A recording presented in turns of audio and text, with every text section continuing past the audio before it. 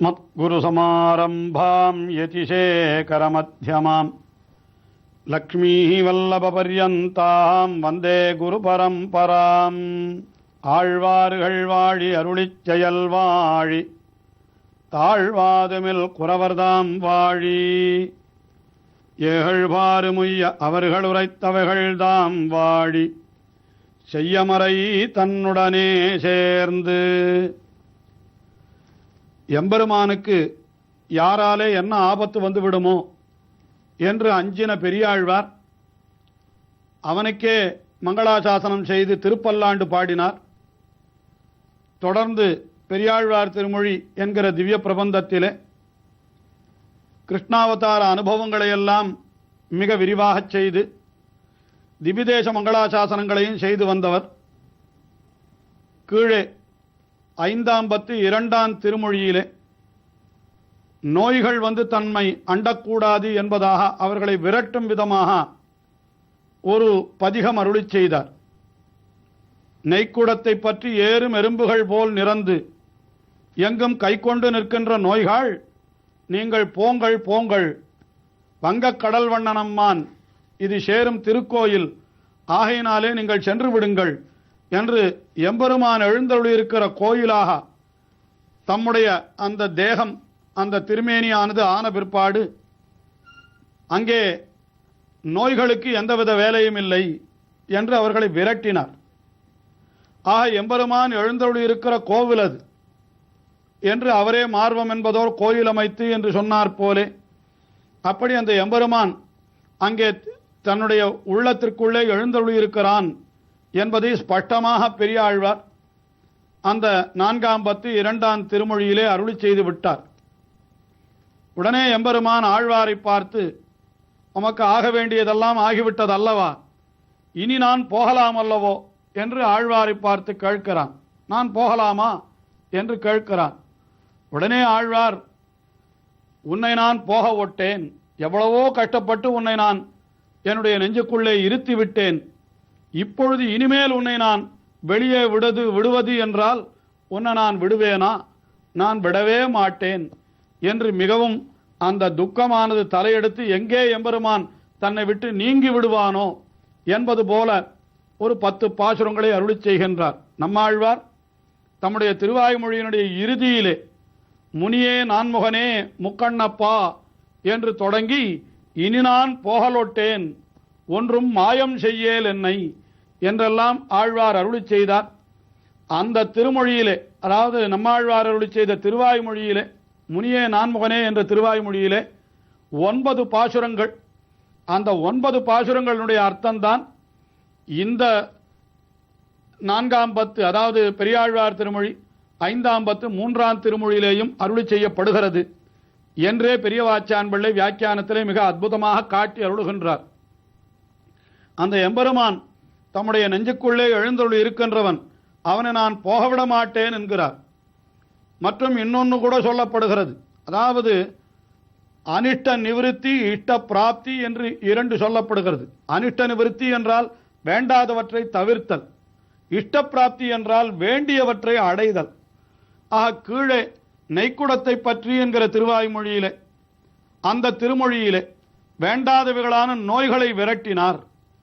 இப்பொழுது தமக்கு வேண்டிய விஷயமான எம்பெருமானுடைய இருப்பு, அதை நான் கைவிட மாட்டேன், எம்பெருமானை போகவிட மாட்டேன் என்கிறார் இத்திருமொழியில் என்று இப்படியும் பொருள் காட்டப்படுகிறது.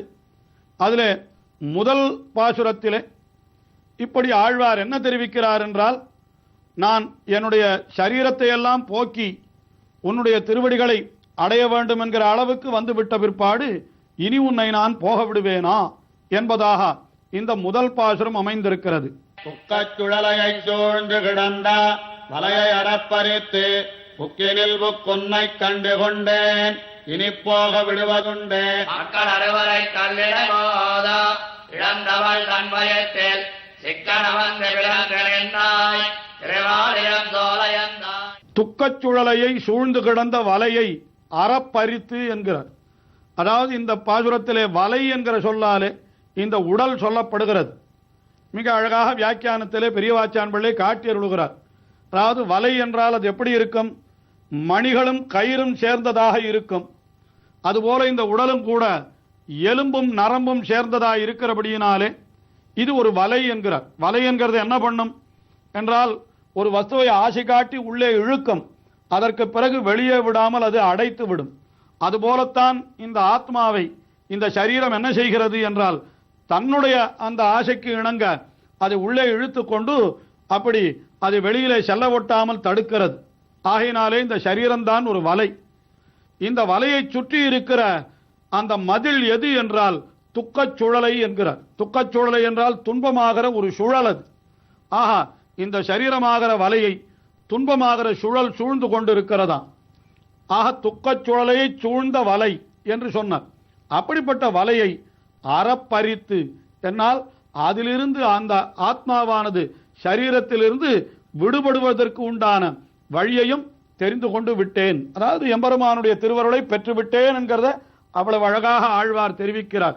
துக்கச் சுழலையை சூழ்ந்து கிடந்த வலையை அறப்பறித்து அதற்கு பிறகு புக்கினில் புக்கு உன்னை கண்டு கொண்டேன், நீ புக்கவிடமெல்லாம் நானும் புகுந்து உன்னை கண்டு கொண்டேன். எம்பெருமான் எத்தனையோ இடங்களிலே எழுந்தருளி இருக்கிறான். அவன் பரமபதத்திலே பரவாசு தேவனாக, திருப்பார்க்கடலிலே வியூகமூர்த்தியாக, அந்தர்யாமியாக, விபவாவதாரமாக, அர்ச்சாவதாரமாக என்று பல பல நிலைகளிலே பல பல இடங்களிலே எம்பெருமான் எழுந்தருளி இருக்கிறான். ஒவ்வொரு இடத்திலும் புக்கு அவனை அறிந்து கொண்டாராம் பெரியாழ்வார். புக்கினில் புக்கு நீ புகுந்தவிடமெல்லாம் புகுந்து உன்னை கண்டு கொண்டேன், உன்னை நான் அறிந்து கொண்டேன். இவ்வளவு நான் செய்த பிற்பாடு இனிமேல் உன்னை போக விடுவதுண்டே, என்னுடைய உள்ளத்திலிருந்து உன்னை நான் போக விடுவேனா? நிச்சயமாக நான் விடவே மாட்டேன் என்கிறார். அப்படி விடமாட்டேன் என்று சொல்வதற்கு என்ன காரணம் என்னால், நீயே யோசித்துப்பார்.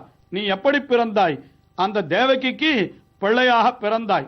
அந்த தேவகி உன்னை பெற வேண்டும் என்று ஆசைப்பட்டாள். அவளுக்கு என்ன துர்பாக்கியம் ஏற்பட்டது? ஏற்கனவே 6 பிள்ளைகள் பிறந்தன. அந்த பிள்ளைகள் அனைத்தையும் கம்சன் கொன்று விட்டான். 7வது கர்ப்பமாக பலராமன் அங்கே தேவகியினுடைய கர்ப்பத்திலே ஆவிர்பவித்து அதற்கு பிறகு அந்த கர்ப்பத்தை வசுதேவருடைய மற்றொரு பத்தினியான அந்த ரோகிணி என்பவளுடைய கர்ப்பத்திலே கொண்டு போய் சேர்த்து விட்டார்களாம். அதற்கு பிறகு 8வது கர்ப்பமாகத்தான் கண்ணன் அங்கே வந்து சேர்ந்தான் தேவகியினுடைய வயிற்றிலே. அப்படி அவன் வந்து பிறந்தான் என்று அந்த சரித்திரத்தை இங்கே அப்படியே பெரியாழ்வார் தெரிவிக்கிறார். மக்கள் அறுவரை கல்லிடை மோத இழந்தவள் தன் வயிற்றில் என்று மக்கள் அறுவரை கல்லிடை மோத அந்த 6 பிள்ளைகள் தேவகிக்கு பிறக்க பிறக்க அவர்களை எல்லாம் கம்சன் கொன்று விட்டான். எப்படி கொன்றான் என்றால் கல்லிடை மோத என்கிறார். இந்த கல்லிலே மோதி அந்த குழந்தைகளை பிறந்த அடுத்த கணமே கொன்று விட்டானாம். அப்படி 6 குழந்தைகள் இழந்து விட்டார் தேவகி. ஆஹா, அவளுக்கு இழப்பதே அவளுக்கு தன்மை என்பது போல ஆகிவிட்ட காலத்திலே அவளை இழக்க ஒட்டாமல் தடுப்பதற்காக என்ன செய்தான்? தானே வந்து அவளுடைய வயிற்றிலே பிறந்தான். மக்கள் அறுவரை கல்லிடை மோத இழந்தவள் தன் வயிற்றில் சிக்கென வந்து பிறந்து நின்றாய். சிக்கென என்னால் சடக்கென உடனே வந்து அவளுடைய வயிற்றிலே நீ பிறந்தாய். ஆஹா, உன்னுடைய அடியவள் ஒருத்தி உன்னை ஆசைப்பட்டாள். அவளுடைய வயிற்றிலே எத்தனையோ குழந்தைகள் பிறந்து இறந்திருந்தாலும் உன்னை அவள் இழக்க ஒட்டாமல் அப்படி அவளுடைய வயிற்றிலே நீ முழுவதுமாக தங்கி பிறந்தாய் அல்லவா? அப்படிப்பட்ட உன்னை, என்னுடைய உள்ளத்திலே வந்து சேர்ந்த உன்னை நான் போகல் ஒட்டேன். அல்லது இப்படியும் கொள்ளலாம், அப்படி பிறந்திருந்தும் கூட தேவகி அவனை போக விட்டாள். நந்தகோபருடைய திருமாளிகையிலே திருவாய்ப்பாடியிலே கொண்டு போய் வளர்க்க வேண்டும் என்பதாக அப்படி ஒரு ஏற்பாடு நடந்தது.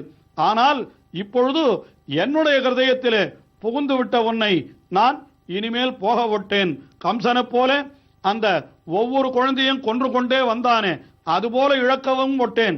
தேவகி உன்னை இழந்துட்டு எல்லாம் தெய்வனங்க யசோதை பெத்தாளே, ஒன்னும் கண்டிட பெத்திலே நடியேன் என்றெல்லாம் வருந்தினாளே, அவளைப் போல எனக்கும் ஆகக்கூடாது என்று பெரியாழ்வார் சொல்லுவதாகவும் இங்கே நாம் கருத்து கொள்ளலாம். ஆக இப்படி பெரியாழ்வார் என்ன தெரிவிக்கிறார்?